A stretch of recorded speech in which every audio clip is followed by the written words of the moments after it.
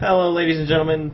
Okay, so this is like the third time now that we're actually getting this done. I've messed up the encoding, and we have a ton of sound problems and a ton of problems getting this off the ground. But hopefully this goes well. Hopefully this is the take that's gonna make it through, and we're gonna get it done correctly. But I'm Chris Okamura, better known as Kid Liquid. I am currently a freelance esports community admin manager thing. I also work as a community liaison for the Collegiate Star League, and I've done a lot of esports work, just general, mainly StarCraft 2, but a little bit of League of Legends as well, and Dota. Original Dota, not Dota 2, but that's a discussion that we'll have later. And so yeah, I'm here with Michelle. Michelle, you want to introduce yourself? Yeah, hi, I'm Michelle Nyugen, otherwise known as Kitesing. You can follow me at KitesingWall on Twitter. I'm a collegiate organizer for League of Legends for UCSC. Yes. So, and Michelle does a lot of other stuff with League of Tritons and all kinds of lands, and she's very good at putting on lands and stuff like that. She's very humble. But she's very humble. No, I will speak for her. She's very humble and she's like awesome. But so this is a show we're trying to get off the ground. It's called Esports Community or Esports Community Discussions. We're just going to talk about events and various things going on in the community, and hopefully do it on a weekly basis. And of course do special episodes when events or certain things happen, any kind of big news stuff, and then sort of just have fun with it, because who doesn't like talking about esports and video games in general, because we're awesome like that. So yeah, I guess what the big event that happened this weekend, or I guess it is the past weekend now, we've sat back for about a week and had time to get our thoughts and gather our thoughts and recover from the exhaustion from the weekend. But of course we're going to talk about MLG Anaheim. So Michelle, how did you have fun at the event? What do you think about the event and stuff like that? Just general overview. Yeah, this was my first MLG Anaheim. I really enjoyed it. It was a good experience for me. I got to meet a lot of people. I got to hang out with my friends and watch some games. So the event overall was really exciting for me. Yeah, it's great. I've been to a lot of MLG Anaheims and a lot of MLGs in general, and different gaming events. And I would say that I loved this event. I had a lot of fun, but it wasn't the best event in the world, for a lot of myriad of different reasons. I thought it took a step backwards from like last year's MLG Anaheim. It could have been that MLG was just incredible and I just enjoyed it so much, but it definitely was a lot of fun. And it's funny because the more events I go to, the less and less I watch games, and the less I have to do to watch games. It's more of like meeting people that I haven't talked to in a long time, or networking with new people, and kind of working on my own stuff. I was covering the event for the CSL and helping the CSL do some stuff, and so yeah, it was fun. It wasn't the best event I've been to, but it was definitely fun and worth it. So I guess we'll talk about the venue first. Michelle, have you been into the Anaheim Convention Center before? Yeah, I've actually seen the inside of the Anaheim Convention Center, but the layout was nice. What did you think of it? I thought, like, okay, having a StarCraft background, or like a heavy StarCraft background, I was felt a little shafted, or like a little sad that StarCraft got the side menu. Yeah, so for anyone that doesn't know or didn't watch the event or see any pictures from the event, basically League of Legends and Call of Duty got these gigantic grand stages with big banners, and like the casters were on like a suspended, like they're like up in the air on like a pedestal like 20 feet in the air. It was great. It was awesome. And so they had like these awesome looking stages and setups. And like StarCraft was just kind of in the corner, like doing its own thing, and I'm completely fine with it, because like that's what Brood War was back when like fighters and FPSs ruled the world. But I mean, like, it just as of late, I guess I'm used to having League of Legends and StarCraft 2 be like the flagship games where it's like these carry esports. When this one was really, I felt like they weren't pushing for League of Legends. I felt like they were pushing Call of Duty as their top game this time around, because it was in the center of the floor. It was the center of attention pretty much. Like if you brought someone in there that didn't know anything about games, they would say that that was the center of attention. It was in the center of the room. Their open bracket was like dead center right when you walked in, like is the first thing you saw. And they definitely had the biggest setup. So I mean, I felt like that was sort of their push, and if that was what they were trying to do, then they accomplished it. But I mean, I just felt hurt as a StarCraft guy. Yeah, I don't know. It definitely was the center of attention. The open bracket side was huge. That area took up probably most of that space there, and it was just StarCraft on the side. It was really interesting to me that StarCraft wasn't one of the two big games. Yeah, it was just kind of weird to see, but I mean, I understand if that was what they're pushing for, then I completely understand it, and it worked really well. From what I understood, the StarCraft side the StarCraft event itself was sort of like the last minute. They didn't really announce what they were doing with it until like a month or two before. So I mean, I can understand it. Oh, he's returned. He's returned. Yeah. So Michelle has a cat. Yeah. She's an attention whore. Yeah. So is she gonna show the cat? So yeah. I mean, okay. So yeah, there she is. There's the cat. This is Leechy. Yes. She'll be here. She'll be awesome, and she also walks in front of computers, which is actually pretty funny. She likes the warm light of an LED screen, which who doesn't? Who doesn't? Shame on her. No, she's a gaming cat. She wants to hit really high yellow, but I feel like the event was sort of weirdly laid out too. So again, if you didn't watch the event, go look at the floor plan. It's kind of weird. So basically, they had League of Legends against the far wall. They had Black Ops 2 a little towards the center, but still against the wall. Then they had StarCraft 2, or Black Ops 2, sorry, kind of like in center, but against the wall. And they had StarCraft like off to the left side corner, like right when you walked in. And then of course behind the League of Legends and Black Ops 2 sides, there was sort of a like a vendor alley with like the shops and like all the vendors and free swag you can grab, stuff like that. And then off in the other corner, the one adjacent to StarCraft 2 was they had demo booths for PlanetSide 2 and Infinite Crisis, which is the DC Universe MOBA, which I've heard has a little bit of balance issues. But I mean, I want to try it out. I want to eventually be able to talk about it. I have the beta. I just haven't had a lot of time with it, so we'll see what happens. I'll try it and bring back what I feel. But yeah, I just felt like that space, like the Infinite Crisis and the PlanetSide 2 areas, were sort of like really empty, and I felt like that space could have been better used, maybe on the StarCraft side, or maybe even for just signings, because I did a couple signings. And the signings were really like congesting the lane, because they did them on like the alley where they had all the vendors, but it just there's so many people that it just like condensed that entire area where you couldn't really walk through. And it's like you look at it, you're like, I want to see what's happening at League of Legends, and you like walk to the side, and you're like, oh, I can't actually walk that way, so I'm just gonna not. So I thought that space. It was a poor space management kind of deal where people just stood in line and there was just no space to walk.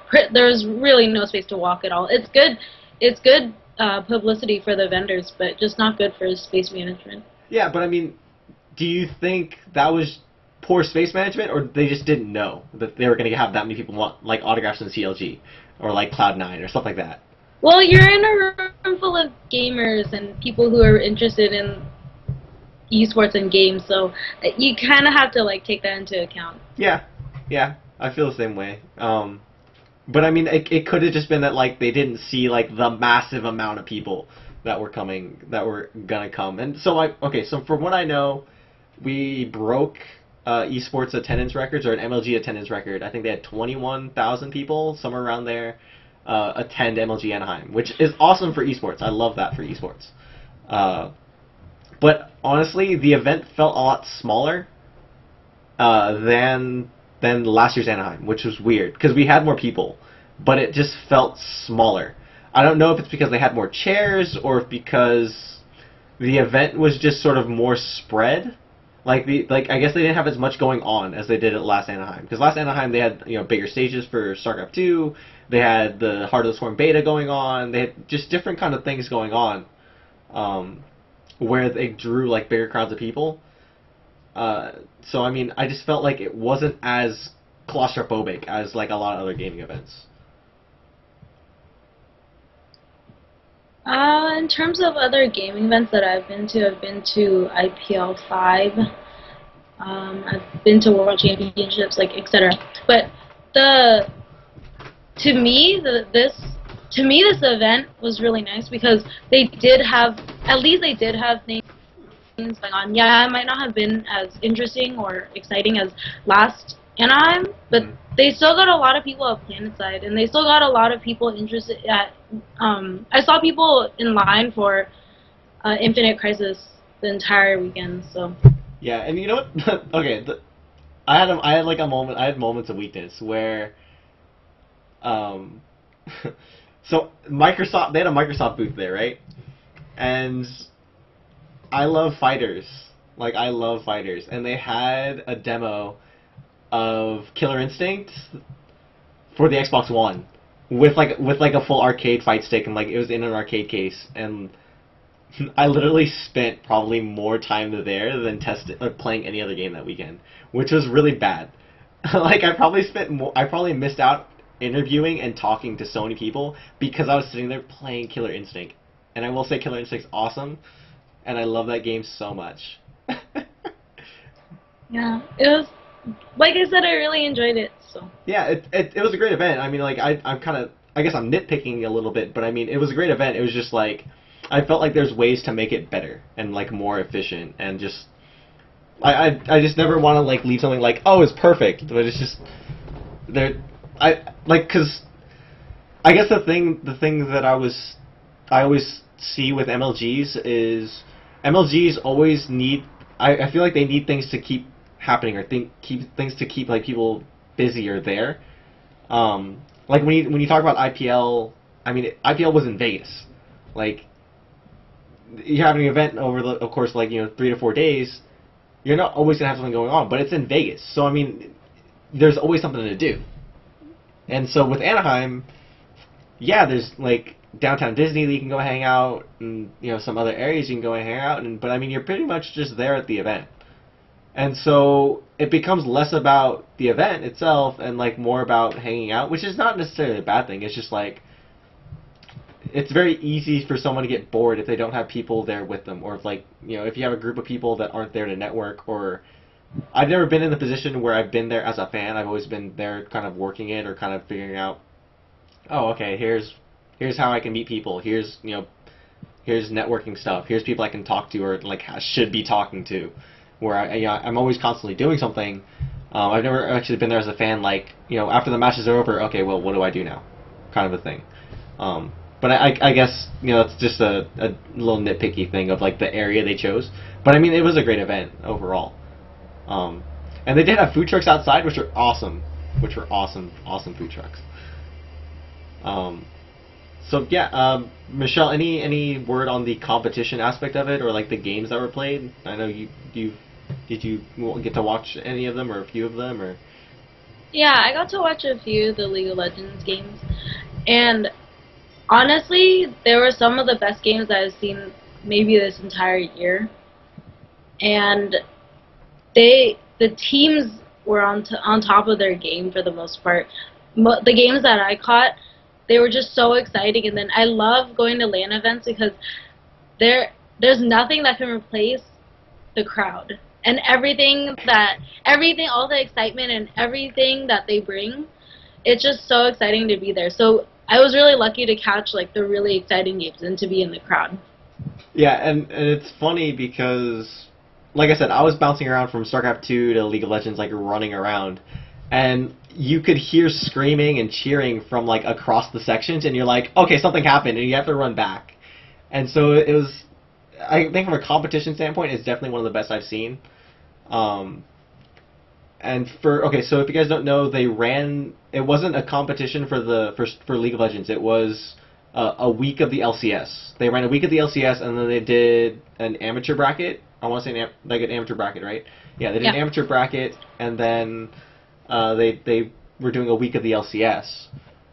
So I mean, you have all the top teams there, and they're just kind of playing. But you can tell they kind of stepped their game up for Anaheim because it is a live event, and they were everyone was kind of feeding off the crowd. And I didn't get a chance to watch a lot of the games, like I said, because I was running around. And I have gone back and watched every single game, League of Legends and StarCraft 2, over the past week. And yeah, the level of competition was just really high on both sides. I mean, you just said that you caught all the exciting games. Which ones? Because they're all great. None of the matches were a complete stomp, it's just really rare. Yeah, because there's so many games played that weekend. Being able to watch the LCS teams play live is also something really special because usually they play at the studio. So this is one of the few events that we get to see the LCS teams play. Yeah, and wait, okay, do they let in an audience for the LCS matches? No. Okay. No. That's what I thought. I thought. So it's really exciting for us. Yeah, but wait, okay, I'm trying to think. Does Europe let them into the? Yeah. Okay. Europe has a small studio with a small audience. Yeah. But, okay. North America doesn't allow. Because I was like, I swear I watched an LCS match where they had an audience, and I was like, okay, no, it has to be EU then, right? So it's Europe. Okay. Yeah. And yeah, for the StarCraft 2 side of it, it's weird because there weren't a lot of top name Korean players there. And not even a lot of top Native American players. It was just sort of this weird amalgamation where you had like a lot of up-and-comers, you had a lot of people that do really well in kind of foreign events and are sort of well-known but don't really perform too well. There weren't like those huge star players there. There were a couple, but I mean there weren't like huge star players, and the matches were just so well done and so great. And I think that's what you get from having it be that open bracket style where, you know, players aren't really invited. But you sign up and play. Like it's not a big deal, and so a lot of the matches were just absolutely incredible. And you saw a really high level of competition, which I really enjoyed. So yeah, actually this is something I brought up earlier too. Was again, StarCraft 2 and Black Ops 2 were both awarding champions, and so again with League of Legends only running a week of their season, do you think it hurt them at all that like there wasn't this climax of like, okay, it's a championship match now? Did that help? Did that hurt at all? I feel like it didn't. There were still exciting times because people wanted to see certain matchups, you know, like the classic TSM versus CLG matchups, like stuff like that. Like each of the teams has such a loyal following, so each game that was played had some sort of excitement to it. Yeah, we did have the amateur bracket, which was exciting for me to watch because I really like watching the amateur scene. Mm-hmm. So I was really excited to see some of these teams finally get a chance to play for their spot. Yeah, and I think that's in LES. Yeah, I think the amateur bracket really did a great job with it too. Those matches were really well done as well, and I think League of Legends is sort of unique in the fact that it really puts a spotlight on its amateur competition, and Riot itself puts the spotlight on its amateur competition, which is great. You don't really see that from too many other esports, which is really unique. I think they still have a long way to go when it comes to an amateur scene, but they're definitely taking the steps in the right direction. Yeah, I think they're taking steps in a lot of it. Oh, go for it. The competition between the 4 teams that were invited was unbelievable. Yeah. Yeah, it's just the competition level is so high across like the entire board where I kind of agree with you that it didn't hurt them so much, but I think it's because the matches were so good. Yeah. Like if the matches were like a complete romp, then you would have been like, okay, yeah, there's nothing really to be excited about. Because like when matches are complete just stompings on someone, like surrender 20 kind of moments, it just has like a okay, let's just get to the finals already. Like it's they're making it look too easy. But that never really happened this weekend. So or this past weekend, I should say, which is again really unique to say.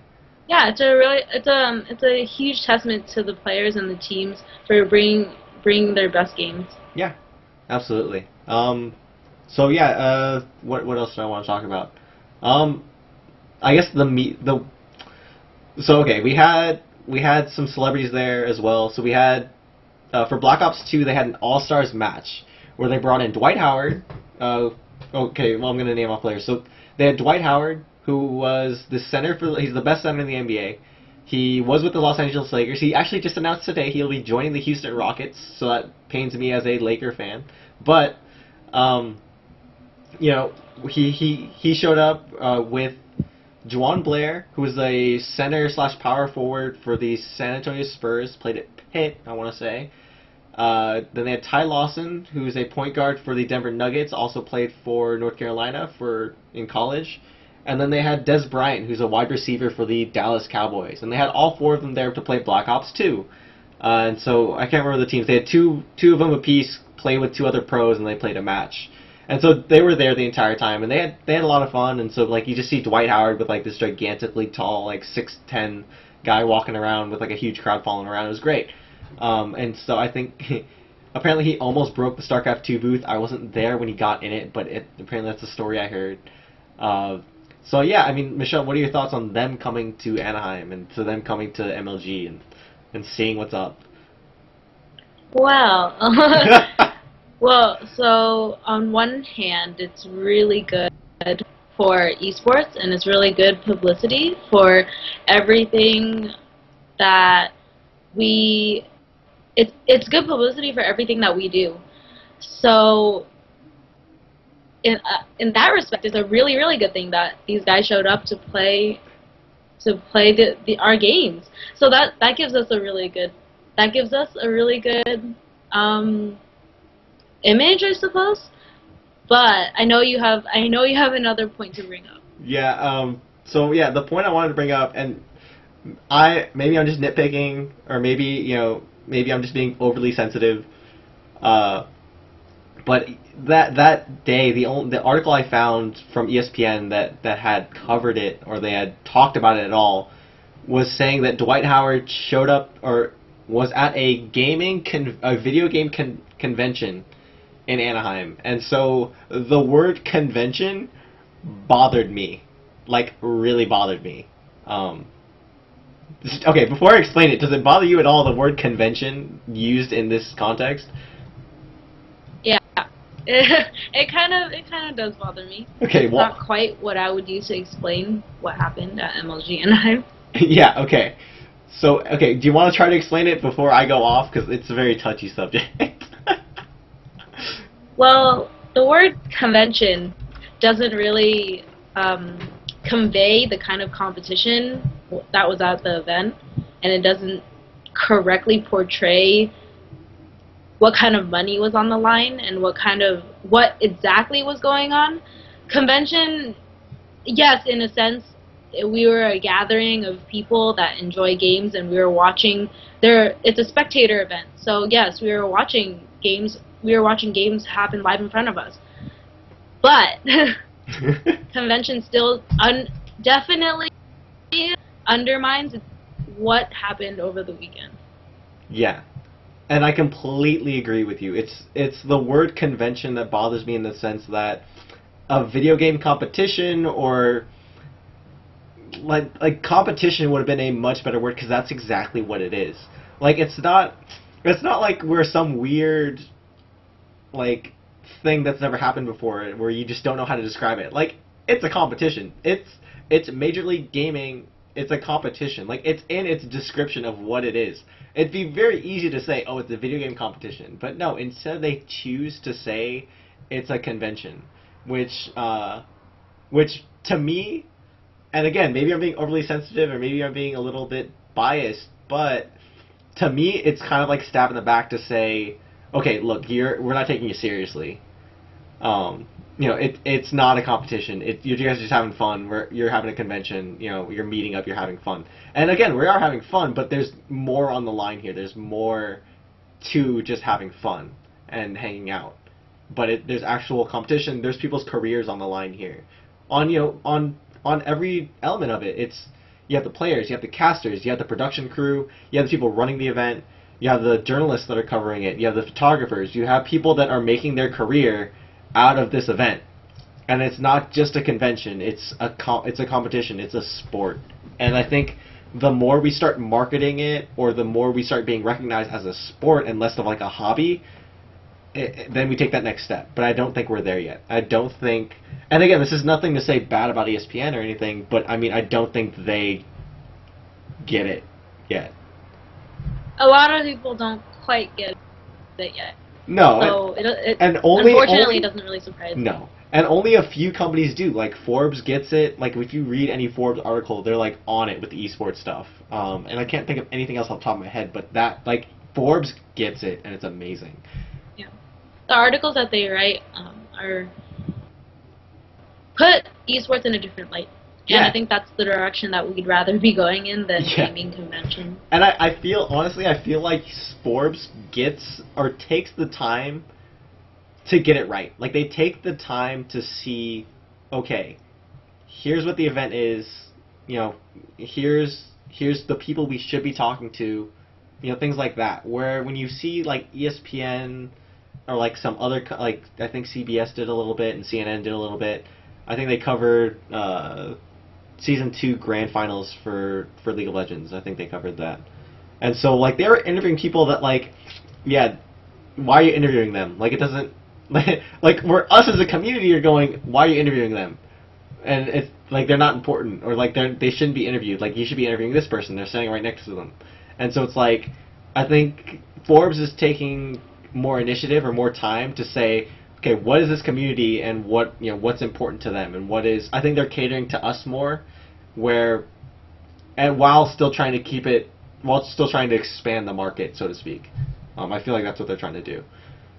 Where, you know, the word convention again. Yeah, it just shows.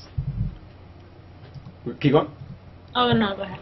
No, it's just, I was just saying that, like, you know, the word convention, just to me shows an utter disregard for either spending the time to get it right, or just like a stab in the back saying, hey, you like kind of like the adult pushing the kid away during, like, in a conversation, like, okay, get out of here. It's like, you know, it's not your place. Which honestly, that's how I felt about it. It just shows that we have a long way to go. Yeah. And that people need to. Well, first of all, the kind of publicity that we get is really important, and the type of publicity, or else it's just we're just gonna keep being seen as a hobby, just like what you said. Because the article that you brought up doesn't quite make it clear what exactly happened over the weekend, and it doesn't show what kind of passion, and what kind of how many people have devoted their lives into esports. Yes, and and I know that this wasn't the focus of the article. The article's focus was on Dwight Howard. Is he going to choose the Lakers or the Rockets, or, you know, the Dallas Mavericks, or whatever? Like, it was him making his choice on where he's going to go for his new team, or if he's going to stay with the Lakers. That was the point of the article. But the word convention just, like, set off in my head, like, okay, we need to do more as a community to get this gone. Like, I don't want to be called a convention anymore. Like, when I think convention, I think of Anime Expo, which, you know, that's a convention. That's for fun. That's purely for fun. You know, that's to, maybe, you know, you're going to, like, market your brand or to do anything else, but that's purely to meet up and talk to people and hang out and, you know, love anime. Where, you know, this is sort of the same thing, but there's a lot of money on the line for, you know, teams and players and stuff like that, which, you know, needs to be recognized, and I feel needs to be sort of not shown off, but needs to be sort of at the forefront of, yes, we are a legitimate sport and we need to be taken as such. But I think we're a little far from that as of right now. We're talking careers here, people's entire well-being. So hopefully someday we'll be able to get to that point where people see esports as as not just a hobby, not just some game that a celebrity plays, but something where there's actually money, something where there's actual competition. Yes. Actually, we'll get off of that for now, because I think we're getting sort of in the element of something else that I want to talk about later, or a later segment of, or later episode that we come up with. But focusing back on MLG Anaheim, The thing I noticed too was that okay, like every other event I've been to, whether it was IPL or MLG or something like that, players would get bombarded with people asking for their autographs, and there were a lot of like big name players, you know, for every side, you know, League of Legends, StarCraft 2, and Black Ops 2, that were just kind of walking around, hanging out, and from what I saw, or from mainly what I saw, there wasn't like that gigantic mob of people around them, or like, you know, constantly harassing them for an autograph or for a picture. It was maybe one or two every now and then, but they could actually walk around and hang out, which was weird to me. Like Liquid Hero could kind of walk around, go to the bathroom, and get food and stuff like that without the need for like someone to walk with him and like protect him from people. And so I mean, I saw it more on the League of Legends side of it, where you know you had like Double Lift, and you had, you know, all the CLG guys and Cloud9, you had like, you know, Meteos and all those guys like sort of just getting bombarded with people, just like circles of people around them while they're signing autographs and stuff like that. And even the casters, like I saw Jat and Freak kind of signing autographs. I saw some guy pick up Jat and put him on his back, like just all kinds of stuff, just weird stuff that I was like, okay, League of Legends is ridiculous right now. But the weird part was that as soon as they got out of that convention center, no one talked to them. Like, Dyrus was walking around with his girlfriend, like, outside the convention center, and, like, no one would talk to them. Just like, oh, hey, Dyrus. It's like, hi. And it's like, I kept walking. Like, no one could, no, it was fine. Yeah, it's definitely, well, I was surprised that the StarCraft players weren't getting more attention, but it's been true for League of Legends. No matter what LAN event, players are going to get swarmed no matter what. Yeah. They couldn't move if they were anywhere near the League of Legends stage. There was no way they could move without getting somebody to sign their poster or get a picture with them. So, but it was different once they got outside the convention center. Does that say something about our viewers? I mean, I think it could say something about the community in general. Like, I think the main thing I saw with the StarCraft side was the StarCraft viewers, or the people that I saw in the StarCraft area, were people that I've seen before. Like, even if they had nothing to do with esports, and, you know, mainly it was people that I could say, okay, I recognize that face from another event, or I've seen them somewhere before, at a LAN or something like that. And so in my mind, that puts that, A, they're very veteran or experienced in the community, where maybe they've had pictures taken or have something signed from a player where, okay, cool, like, I don't actually need one because I already have pictures, so I can just say hi and make sure that, and wish them luck for the match. Like, it's not a big deal. Either that, or, you know, it's just a mutual respect thing where the community's sort of gotten past that, okay, these players are really good, they're famous, and gotten past the I want an autograph and picture phase and move more into the let's talk to them about strategy, or let's talk to them just as people, where it's like less fanboyish and more of like we're the same, like we're equals, we're companions, or we're not companions, what's the word? We're colleagues in this matter, which, you know, it's weird, but I mean, that's what I've seen, that's what I saw sort of at the StarCraft side. I don't know about the League of Legends. I mean, you probably know about more than that than I would, but well, it's a well-known fact that the League of Legends community is a lot younger than the StarCraft 2 community, but that's to be expected because the game is a lot newer. Yeah. But it definitely goes to show that our community is growing, and it's maturing a little bit. I see a lot more people, you're right, I see a lot more people just talking to players, just wanting to talk to players about strategy and about champions and about strategy, as opposed to fanboying and wanting to, you know, get the autograph. It's more about, oh, like, I want to talk to this player and see what his opinion on this subject is.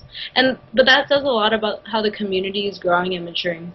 Yeah, and I think that goes to the thing where, like, when they go outside, no one harasses them, because it's like, okay, when you're in the convention center, you're at work, you're meeting with fans, you're taking pictures, you're having fun, you're playing, you know, it's work.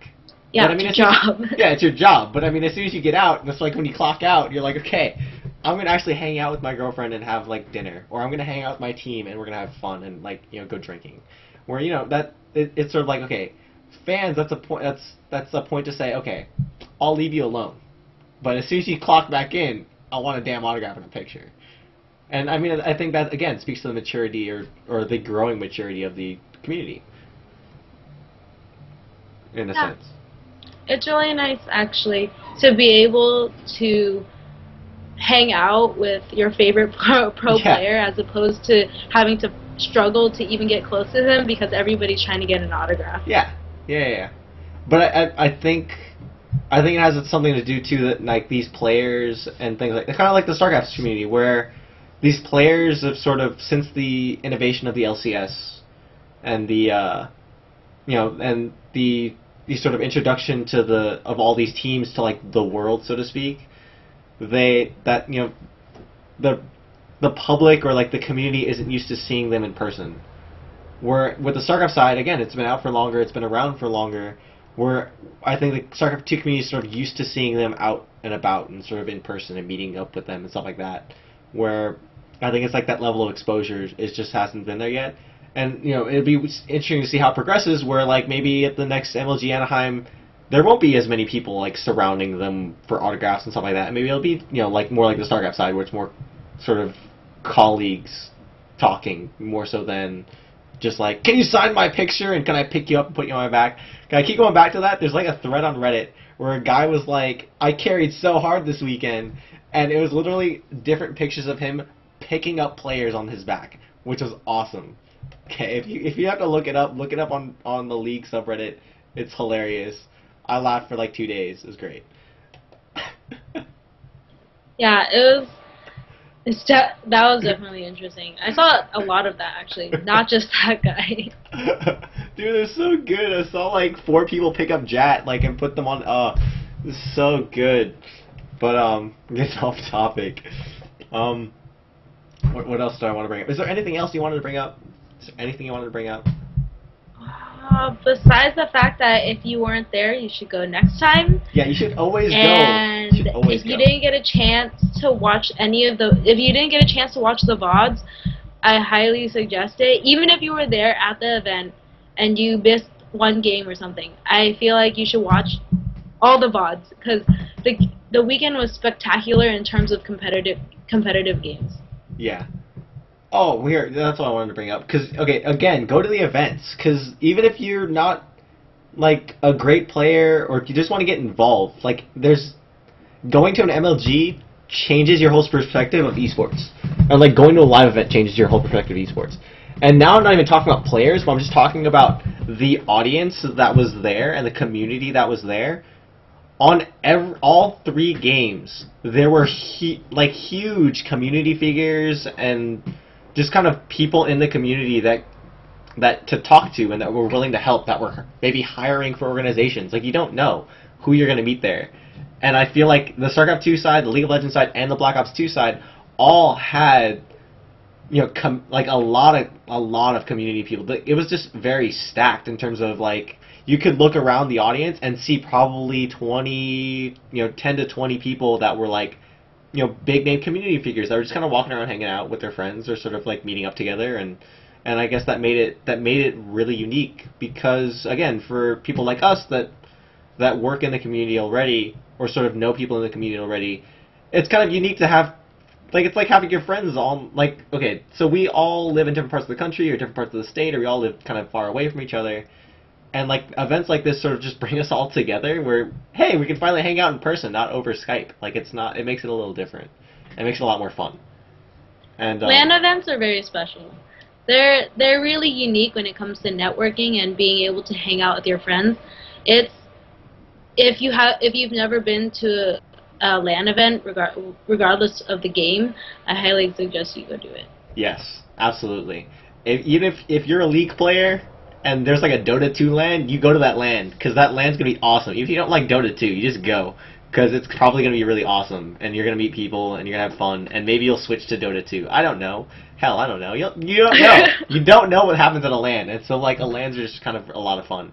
But MLG Anaheim in particular is awesome. It's a great event every year. I'm not even scared to buy a ticket and like go down to Anaheim anymore. It's definitely worth it. And it's funny because different events, like you're sort of like on the fence about. You're like, I don't know if it's good this year. I don't know if it, like MLG Anaheim is definitely one where you're like, yes, yes, please, book me a hotel and book me a ticket, and I will be there. No matter what happens, no matter what goes on, which is awesome.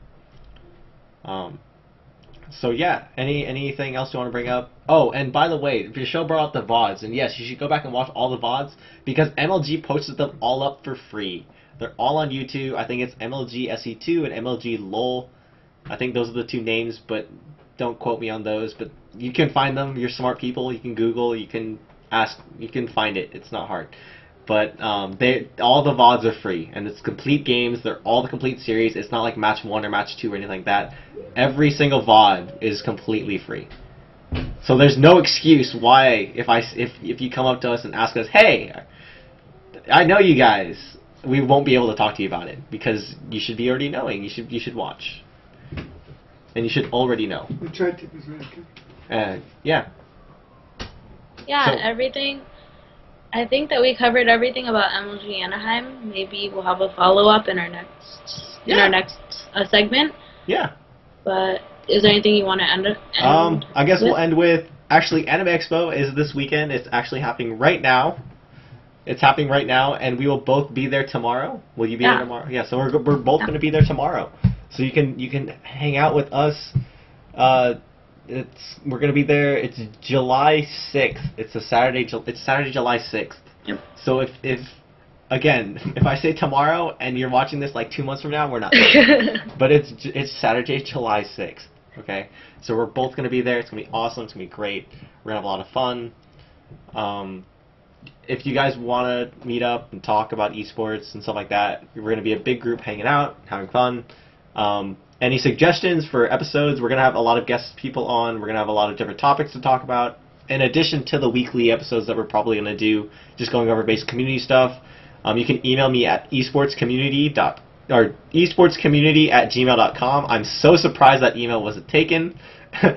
I'm literally shocked that email wasn't taken. Other than that, you can follow me at KidLiquid. You can follow Michelle at KinsingLol. You know, they're both there on the screen in front of you. So anything else, Michelle, that you want to end with? Anything you want to say? Just tweet us if you want to hang out, or hang out tomorrow at Anime Expo. We'll be there all day. Yeah. Yeah.